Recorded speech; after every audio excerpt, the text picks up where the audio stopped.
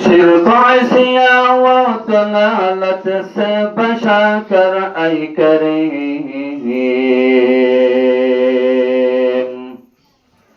शिरक ऐसिया वो दलालत से बचा कर आई करें। कर हिदायत मुझको अब राह सिरात मुस्तकीम। कर हिदायत मुझको अब राह सिरात मुस्तकीम। पाक कर जुल्मात इसिया से इलाही दिल मेरा। पाक कर जुल्मात इसिया से इलाही दिल मेरा। कर मनोवर नूर अरवा से इलाही दिल मेरा। कर मनोवर नूर अरवा से इलाही दिल मेरा। खुद से अब तर हो गया है हाल मुझे बदकारों का। खुद से अब तर हो गया है हाल मुझे बदकारों का।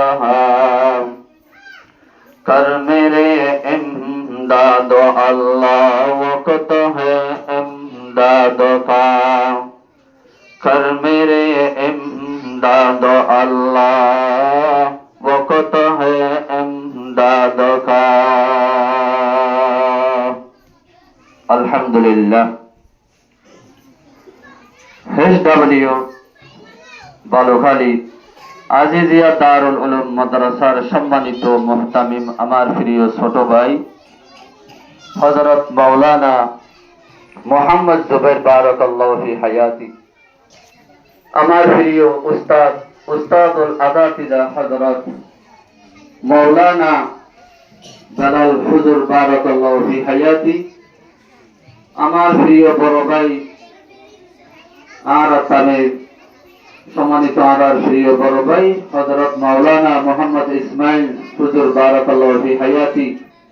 দিগর উলামায়ে হযরত আমার বাবার বয়সী আমার মাতার তার সম্মানিত মুরব্বিয়ান এই মাদ্রাসার তালিবে ইলম আর ফরকার আলাল মাউল বাইনাল। আসসালামু আলাইকুম ওয়া রাহমাতুল্লাহি ওয়া বারাকাতুহু। আপনারা কেন আছেন? আলহামদুলিল্লাহ।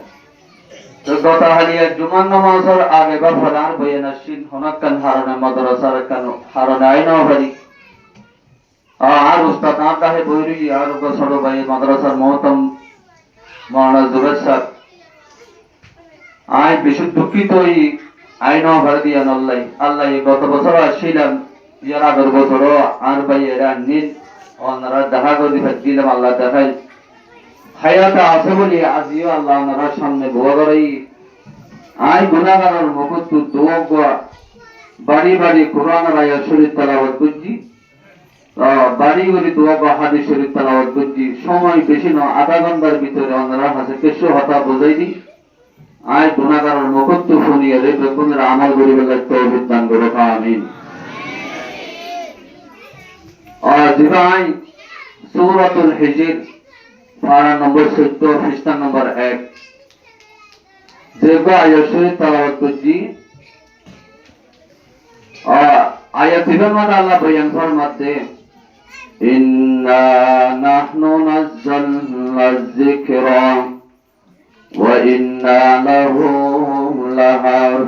লাহাফিজুন।